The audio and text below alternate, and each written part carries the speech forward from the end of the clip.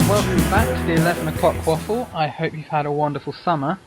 I'm Max Forsyth and we've got a packed show for you this week. First up, Skyping all the way from Norway, it's Maja. Hello. How are you? I'm alright. A little bit ill right now, but it's okay.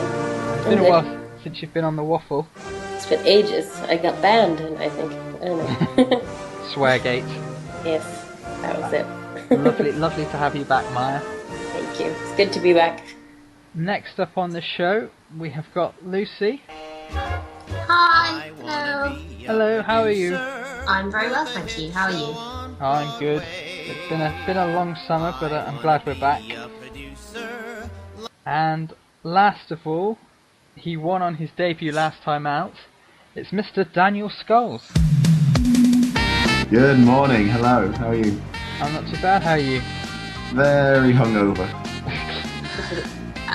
So if I lose this one, don't be surprised. Busy night last night. Oh my god, yes. I think that makes you probably the first hungover guest we've had. Really? Yeah. I was that you know of. Last night. I was going to say that you know of, probably, but... Yeah. We'll hide it well. To be fair, we did record most of them Thursday mornings at uni. But you know, at uni, it's always a party. Every day. Yeah, I think I spent university in a constant state of either alcoholism or hangover states, yeah. For definite. Or you were stuck in party quirks. Yeah, oh god, yeah. For like 2 years, that is all I did in those meetings. I was the host. 2 years of guessing random party quirks. 2 years of insane, just why? Who are you? What was the really bizarre one you had to guess? Oh, which one? Yeah, there was one which was just so obscure that you had no chance of ever getting it. Was it an erupting volcano? Possibly. I remember I was a crumbling arch once. That was pretty good. And also I was a fire fountain. Is that what it's called? You know, weren't you a bonfire? No, that wasn't me. I don't think that was me. But you were like a was. fire hydrant thing, wasn't it? Fire hydrant. That's yeah. See, I don't know English anymore. Chris Cussing remembered this and has done it recently. Ah, has he now? Yeah. Because he was like, I used to do this one. Yeah, it was good times. We should have a FECCLES meetup and do just party quirks. And have Dan as the host. Oh, better. Nothing better. Yep. But the problem with that is if Lexi and Maja ever meet, the universe will implode because they are the same person. I've heard of this. This makes me really curious. Emma told me the other day. She was like, yeah, I was in Edinburgh with Lexi and it made me think of you. And I'm like, who's Lexi? And she's like, what's you? Just, okay. Lexi is just you, Maja. You're so similar. Oh, that's cool. Just don't forget me. Don't replace me with her. I won't. Oh, good. Are you sure you're not suffering from some kind of Fight Club style power of schizophrenia or something? Maybe that's it. Actually, it's me. I just disguised myself. I can be in two places at once. Mm-hmm. Okay, so just to recap, so on the show we go through the stories from the week's news and hopefully try and provide you with some educational facts about them, as well as a bit of entertainment at the same time. With regards to no swearing rule, we completely employ the 12A policy, so one use of the F-bomb, and please don't focus upon scenes of violence. Mm-hmm. Question number 1. Ducks on a pond in Peterborough have been put on a no-bread diet because they've become obese. Alongside this, half the children of Britain apparently need more exercise. So what is your best dieting exercise tip for the listening nation and our ducks? Lucy, I'll start you first. Okay, it's a pretty boring one, but it's actually one that I do myself, and that's eat slowly.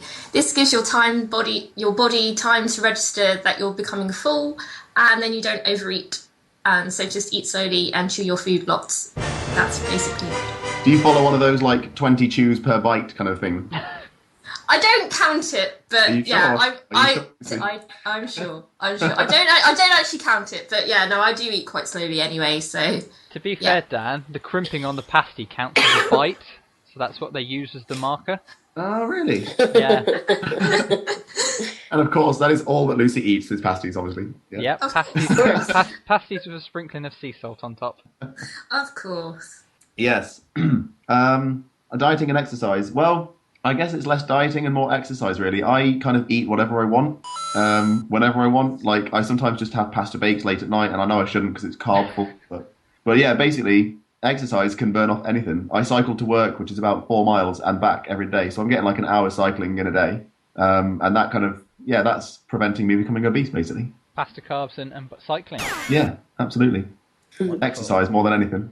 And Maya, as the resident Norwegian here, what advice have you got for Britain? Well, there was a news article just the other day here in Norway about changing around the size of your meals. So you should eat like dinner size for breakfast and breakfast size for dinner. Because normally, well, apart from you English breakfast people, we eat like very small portions for breakfast and then huge portions for dinner. And apparently that's bad because then that will make you eat lots of stuff during the day. But if you eat a huge portion for breakfast, that will fill you up, so you won't like eat lots of little things during the day. So that's the newest tip that they've been writing about in the news here. But I was also thinking about these ducks, that maybe if they just, you know how we teach our children not to take candy from strangers, if they did that, then they wouldn't eat all the bread they got. And Don't take bread from children you don't know. yeah, exactly. Has anybody seen Notting Hill when he feeds the ducks bread? That's About a Boy. Sorry, what? That's No, about a boy, yeah. Oh, yeah. The other Hugh Grant film. Yes. Just lobs the whole loaf of bread at the duck. Kills the, duck, the dead duck. I like that. It's a great film. A woman dislocated her jaw whilst attempting to eat a triple-decker burger. Now, we've got a bit of a food theme on this episode, looking at the questions, actually. So give me other examples of bizarre injuries. Daniel. I guess, while we're on the subject of dislocating jaws, it's not exactly an injury, and this isn't happened to someone I know or anything, but I've seen a photo or a video or something on the internet that has shown they've cut open a snake and there is a full human being just lay down inside this snake that's like been eaten, swallowed whole. So, like I said, not an injury, more of a death, but still quite bizarre that this snake just managed to get an entire person straight down their neck. You sure you weren't watching Anaconda? I'm pretty sure. Pretty sure, yeah. It was somewhere out in the South America, I think, but terrifying. Okay, Maya. Well, I had to do a bit of an internet search to find an answer for this one, but I did find a very curious case. In South Korea in 2011, there was a woman who had been eating squid, and then she got this really like weird tingly sensation on her tongue, so she went to the doctor, and they found out that apparently she had bitten into the sperm sac of the squid, and there were 12 baby squids Oh my god. having fun on her tongue and making her tongue hurt. So that was very bizarre. That's Injury. horrible. That's, Yes. Oh, that's It's really horrible. disgusting. That's an incredible answer. I'm never eating squid ever again.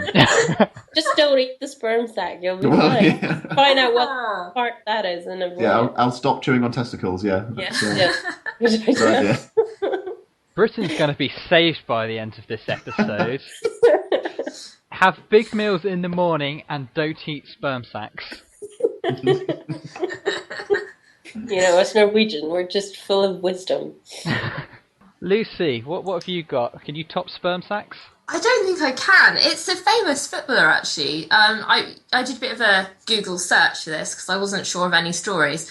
And there's a guy called Dave, I think it's Bassent. Dave Besant. Dave Besant. Thank you, Mac. Yeah, he was England's goalkeeper, and he was like making a sandwich with some salad cream, and he dropped the jar, and he instinctively sort of stuck out his foot to try and save it, and he severed a tendon in his big toe. That's actually quite a common one in football, actually. Before Euro Bring it, Jarvis. 2004, Santiago, I think it was 2004 European Championship, Santiago Canizares, Spanish goalkeeper, dropped a bottle of aftershave and stuck his foot out and did the same thing. Oh no. They're just used to catching things with their feet, so they, you know. They're goalkeepers, they use their hands. Well, they're still footballers, you know. They're used to using their feet as well. Probably why. Question number 3. 2 9-year-old girls have set the record for being the youngest formation wing walkers. Now, I don't know about you, but given they're strapped to the plane, just sort of wave their arms around a bit, I don't really see that they had to do too much to actually achieve the record. So what else in the world of competition do you look at and think, I could probably do that? That's not exactly difficult. Lucy? The 11 o'clock waffle. Okay, no, this is the question I was struggling with. I couldn't come up with anything half decent. There was a Guinness World Record of somebody who had eaten, I think it was like 183 pieces of sweet corn with a toothpick. And I thought, that's not that difficult. I could probably do that better. Mm-hmm. Isn't sweet corn sort of like quite sort of rubbery and will sort of spring around though? Yeah, but with a toothpick, you could really stab it. Okay, Maja. Well, I wasn't really sure what to answer, but I've got one which isn't exactly the world of competition, I suppose, but modern art. Sometimes when you look at it, you think, I could do that. Yeah. It's very, very easy. You don't have to be an artist to do it, because there's like this big white canvas and there's a black dot in the middle. And I think I could do that quite easily. Especially with installations and stuff. It's kind of like, I could have taken a hammer to a urinal as well, but I didn't. Yeah, exactly. Or the shark in formaldehyde. That's quite I impressive. probably wouldn't be able to do that. I was going to say, like, that's awesome. I mean, we're not talking about broken toilets here. Dan. I am probably going to annoy a lot of people by saying this, and it's not that I think it's not difficult. I think it's FECCLES just President. Yeah, that is difficult. I've been there. I've done that. But no, I was going to say football. I don't think it's particularly difficult compared to the amount of like money and rewards they get for it. Basically, I think it's exceptionally unfair that they get paid billions of pounds to be running around a field for an hour a week. Yeah. Like we've all had a kickabout. We can run up and down a pitch with a ball. I'm just saying, why give them thousands and thousands? Good answer. Yeah.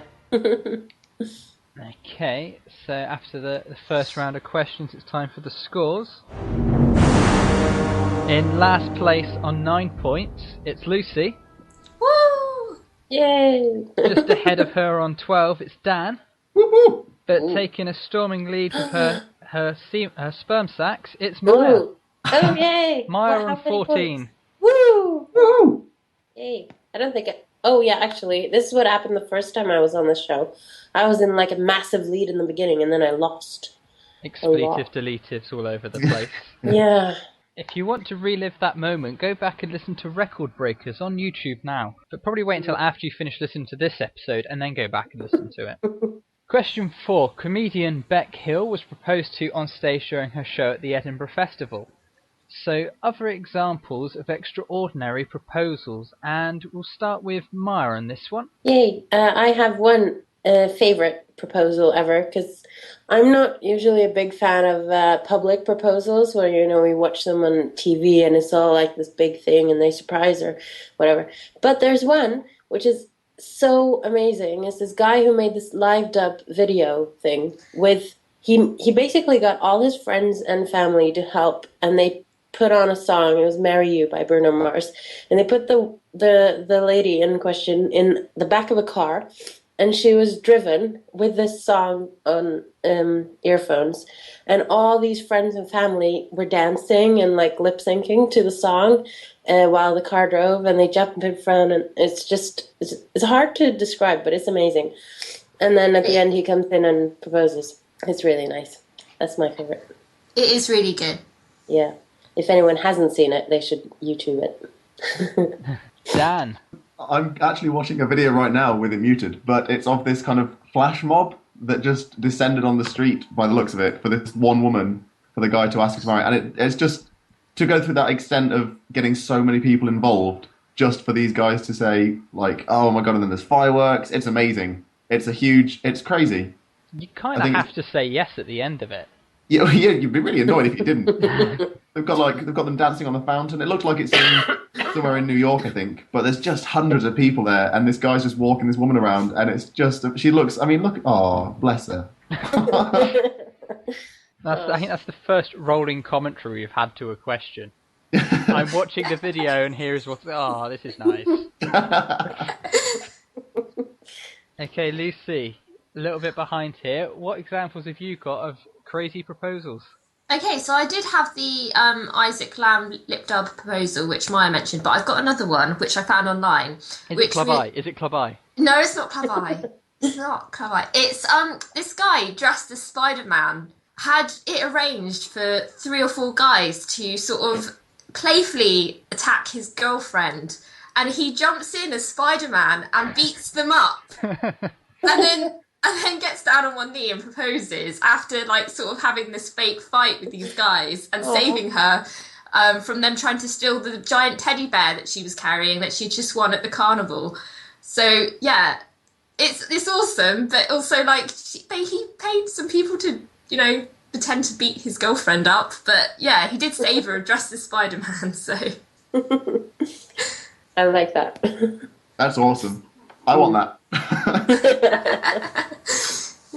I can't believe you didn't go with your Club Eye story. That wasn't a real proposal. I didn't say yes. I'm not married, so. But he had a rubber band. Tell us the story. This was a few years back. I was in Club Eye, and there was just this really drunk guy, and he got down on one knee in the middle of the dance floor with a rubber band for an engagement ring, and was just like, "You're beautiful. Will you marry me?" And I was like, I don't even know you. And you broke his heart. Well, look, I was like, what, 18, 19? I was just like, I don't even know you. You're just a really drunk man. Hey, I just met you, and this is crazy, but here's a rubber band. Marry me, maybe? Oh, perfect. Yeah, no. But it's a metaphor, because rubber bands, they keep things together. Oh, that's such a Well put, Mac. Well put. They also sting if you click them. They are liable to break if you stretch them too much. Just like relationships. Yeah. The new big metaphor for relationships, this rubber band. This relationship's like a rubber band. Oh, yeah. Oh, dear. Okay, number 5. Marianne Cotillard? Is that how I pronounce her name? Something like that. I think it's something like that, yeah. Marianne Cotillard has been cast alongside Michael Fassbender, which I think is possibly one of the coolest names out there, other than it. Fassbender. In a new film production of Macbeth.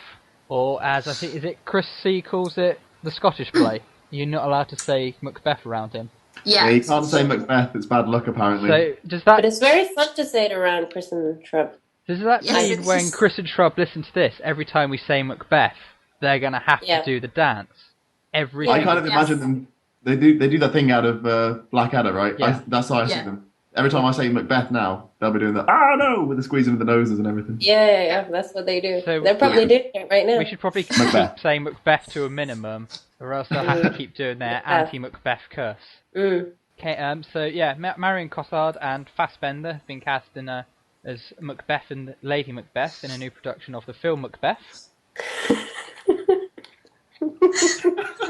Sorry, what's the film called? They're going to call it Macbeth. They're going to call it Macbeth. Okay. They're not going to call it Scottish play, they're going to call it Macbeth. They're going to call it Yeah, Macbeth. I think they're going to call it Macbeth. Just Macbeth. Okay. I think so. Because it's based on Shakespeare's Macbeth, right? Yes, it is. Yeah. But who would your dream casting of Macbeth and Lady Macbeth be? Lucy. David Tennant and Lena Headey. Headey? Is that how you pronounce her surname? Lena Headey. Headley, yeah. The awesome lady from Game of Thrones, because she's awesome at being that bitchy queen character. Yeah. That would be very awesome, actually. I'll give you a bonus point, Lucy, if you can tell me where she was born. You're Googling, stop Googling. No, I'm not Googling! I don't know. That would be a really weird thing to know about an actress without being a weird, creepy stalker. No, so, where was she born, man? She was born in Bermuda. Oh, You right. don't have to be a weird, creepy stalker to be a fan of someone. Really? And she was in The Parole Officer with Steve Coogan. Oh, yeah. And she was Sarah Connor in Terminator Chronicles. Was that the TV show? Yes. That didn't last very long, did it? 2 seasons. It was alright.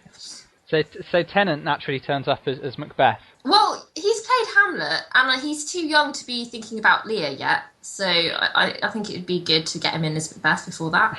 Dan. Yeah, Tennant's good. I honestly would probably go with an actor who I feel is underrated, and I feel that if he gets one huge role, he'll be made like amazing, and everyone will respect him a bit more. and that's Sam Rockwell. Yeah.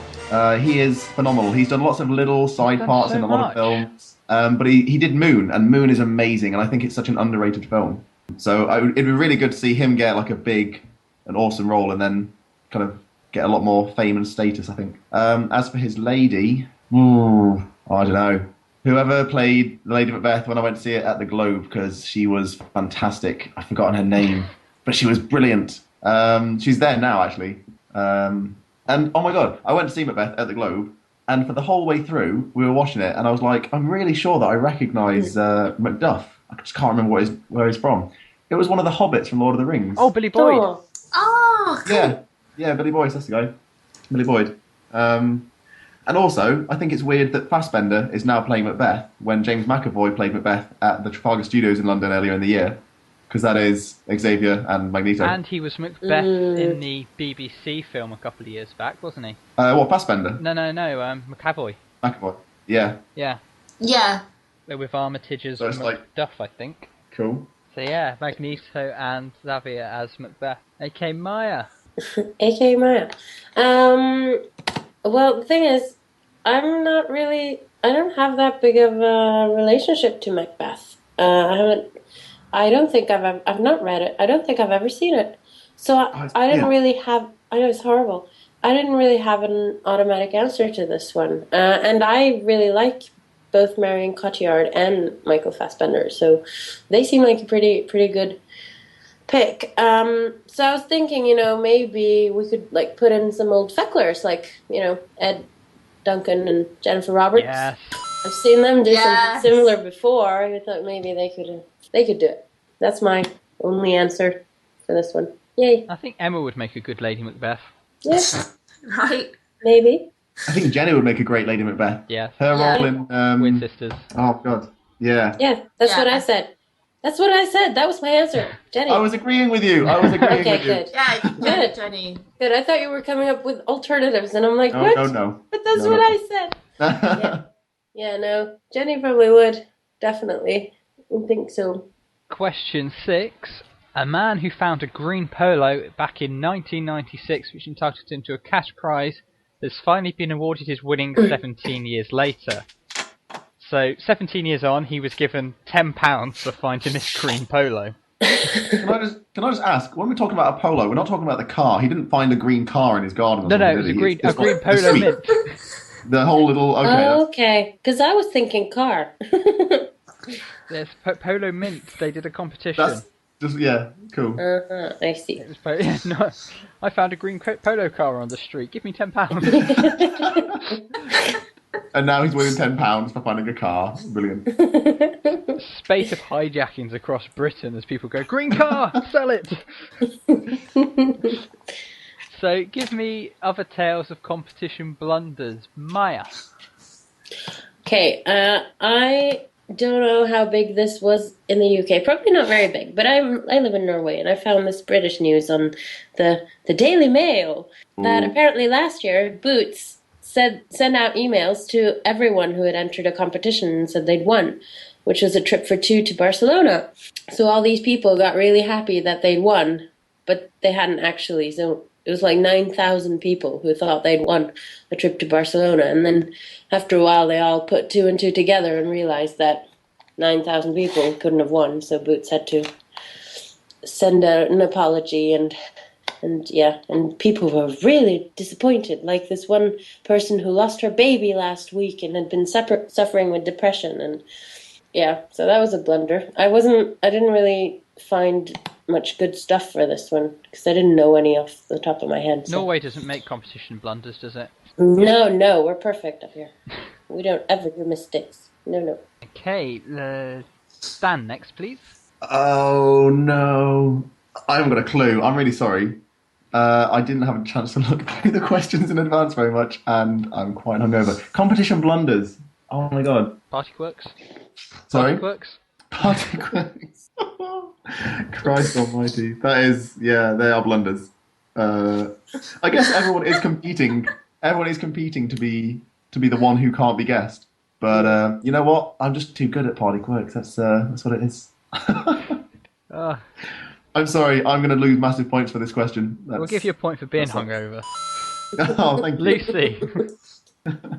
Okay, so there was a poster competition at the Powerhouse Museum in Sydney, and it was a design competition for like a poster and a whole concept that was going to be used for like years or something. But they had to pull the competition after a day because they were inundated with like fake and bogus designs, sort of memes and watermarked images and stuff like that. And it was because a lot of the industries inside like design people were really annoyed because they were like, this is like one of the most prestigious, things that happens in Sydney every year, and usually the design houses get paid a lot of money to design these posters, and instead of going to a design company, they would just like opened it out to like everyone, saying anyone can enter. And they got really annoyed and they started posting like really sort of just like bad images through to this competition, and it was live on a website, so all the images were going up live as people were sending them in, so they had to pull the competition after a day because there was just some really bad images on there. Does anybody remember when we used to vote for our Eurovision entry and Terry Wogan announced the wrong winner? Oh yeah, that was pretty bad. This year, I think in Eurovision as well, it wasn't that bad, but one of the countries said the wrong country they said Norway. Actually, that's why I remember it. They said that we got more points than we did. No. For a bit. They were like, Norway 10 points, but we'd already gotten like 6 points from that country, so we were a bit bummed out about that. Norway never lets it drop, do they? Norway never lets it drop. They always carry on because they're so perfect. Yeah, not in Eurovision. Hang on, you've won it. We have, but we're also the country who's been at the bottom the most times. Oh, I don't know. We'll take that from you soon enough.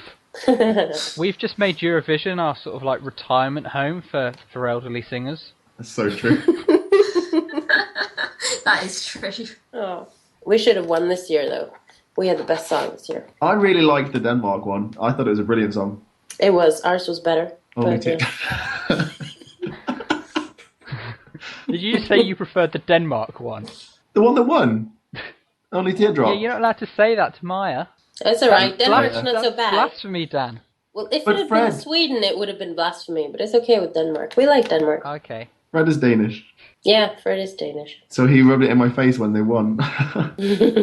Luckily, it's a good song. Okay, time for the scores now. In last place on 20 points, it's Dan. Oh dear. And on 22 points, it's Maya. Hey! Also on 22 points, tying for the lead, it's Lucy. Woo! Woo! Yay! Yay! So this would be the point in the show where we'd normally do our Twitter page and Facebook page questions. However, we haven't got one of those this week. But they will return for the next show, so fear not. But yeah, check us out on Twitter and the Facebook page, and watch the teaser trailer, because that has some of the gaming footage in, which is looking really awesome. Even though by the teaser trailer did look really good. Yeah, it did. I imagine Dan was hungover at the time it went up. I don't think I've seen it. No, I'll have to look into that. I'm sorry, I'm really not advertising very well for the Waffle right now. Okay, question number 7, and harking back to Dan's earlier point about football. Tottenham Hotspur, mine and Chris's team, have been splashing the cash to replace outbound star Gareth Bale, who's reported to be leaving for £100 million. They hate him that much? Pardon? They hate him that much? They're paying him £100 million to leave? No, Real Madrid are giving us £100 million to him to leave. Apparently the latest deal on it is that we can have £76 million up front or £86 million in instalments. It's ridiculous. Yeah, and It's ridiculous. this is the same season that financial fair play's been bought in. I don't understand why there's that much money in football. It's insane. It's a sport. It's a game. To put it this You way, get that much for- Real Madrid will then, if they do sign Bale for that amount, they will then have two men in their team, Cristiano Ronaldo and Gareth Bale, who are worth almost £200 million. That's You can't what buy another man. It's a law. It's ridiculous. And God said to Moses, "You can't buy another man." Okay. But who would you like to hear on the Waffle, and which existing panelist would you sell in order to make it happen?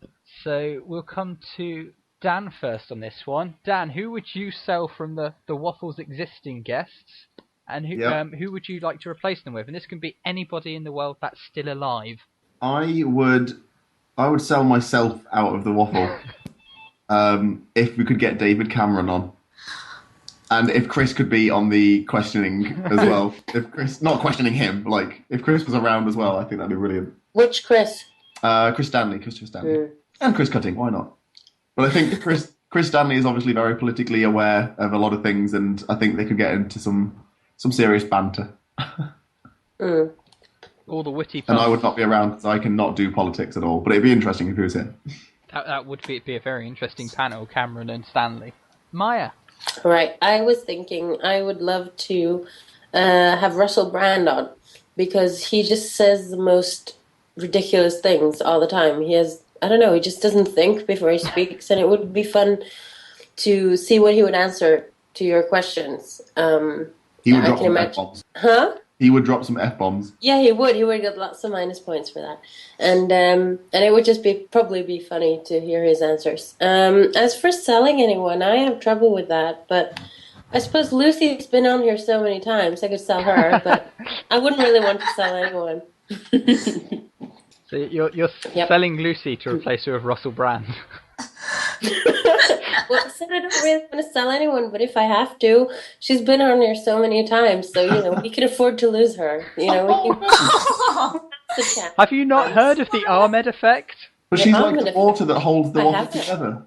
Oh, I thought that was Mac. He's the one who's running the whole thing. The Ahmed effect. No, I'm not saying that to be. I guess Mac is the mortar, and we're all just. I had to choose someone. I figure the one who's been on it the most times can, let someone else have a give go. up their place for someone else. Okay, and Lucy. It's fine. It's fine, Maya. I understand. You want Russell Brand instead. Yeah, I don't. Not really.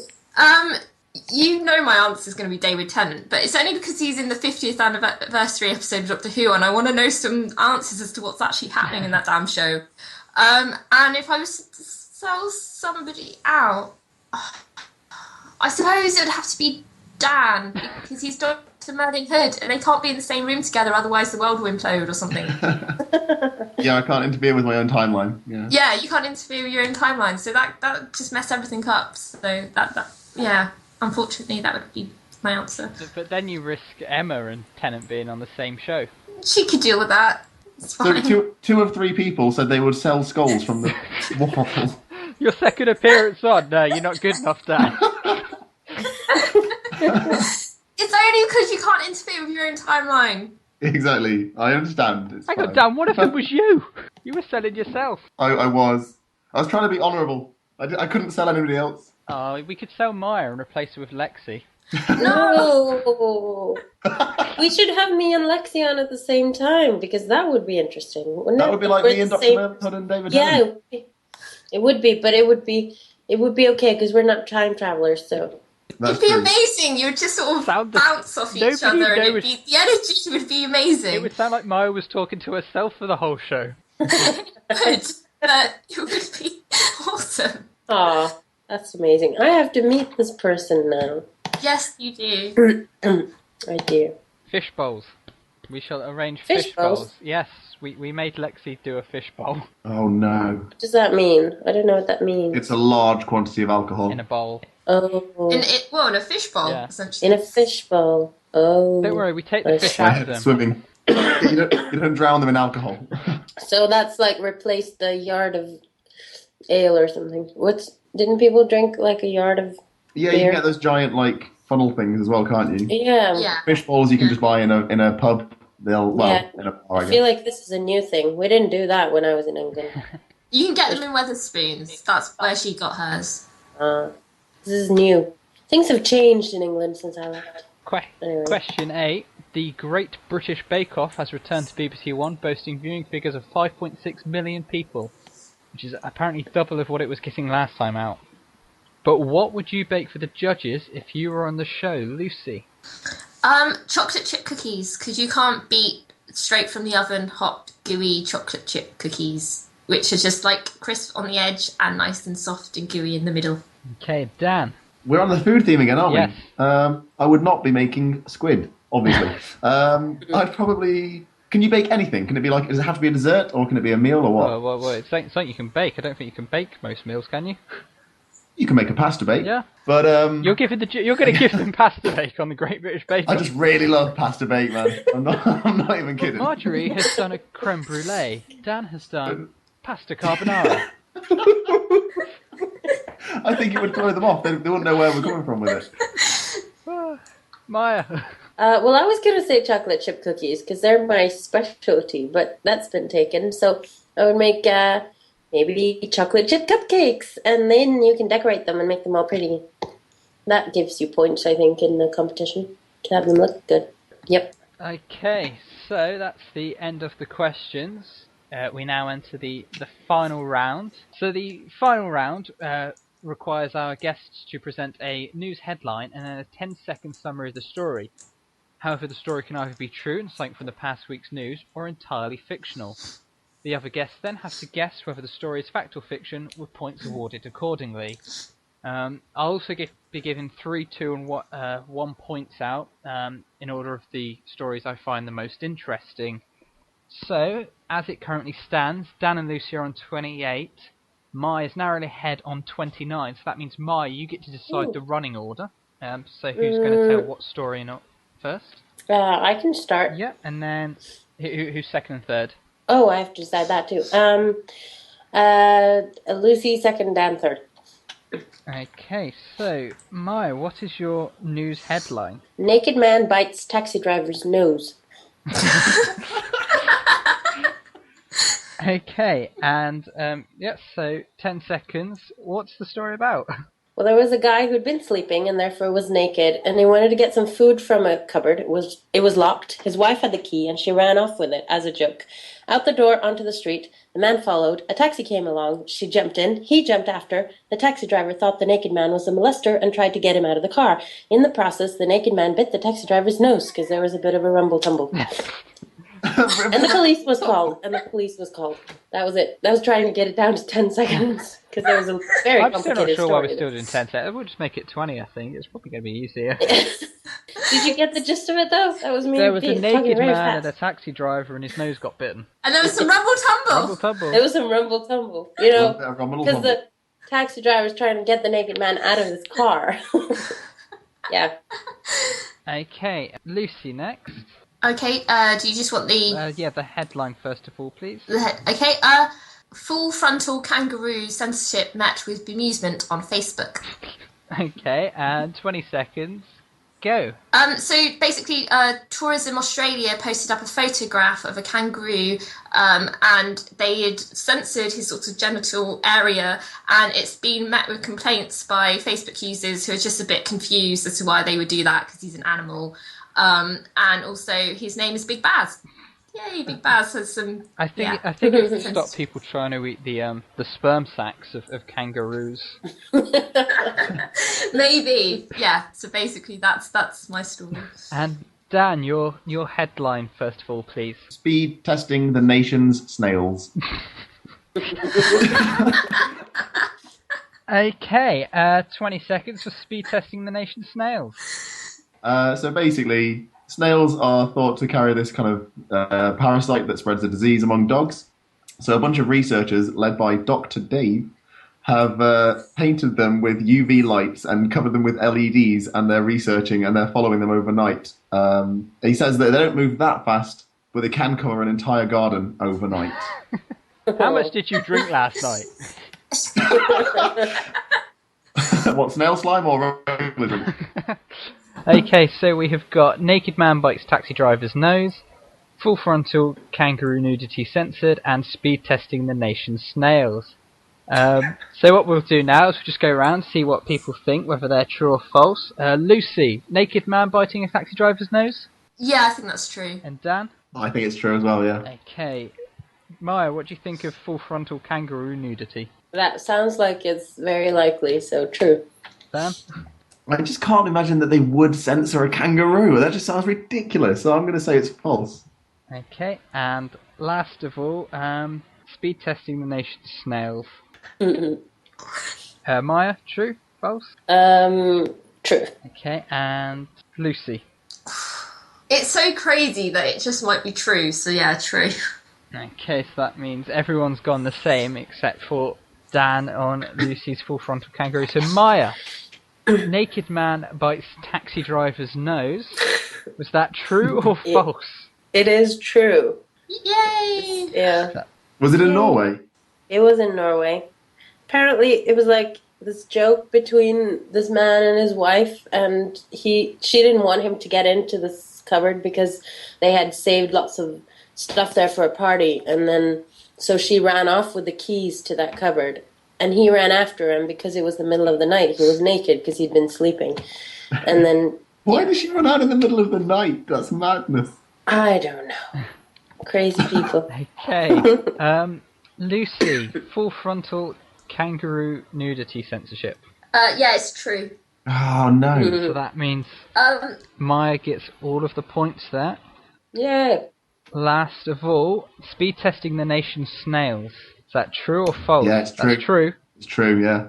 So that's a Yeah, they've been looking at them, and apparently snails move in the other slime trails of other snails to move faster, like slipstreaming, but on a very slow scale.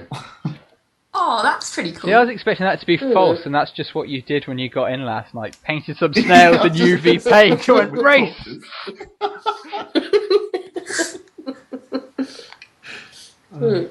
Okay, so that makes the final scores very interesting.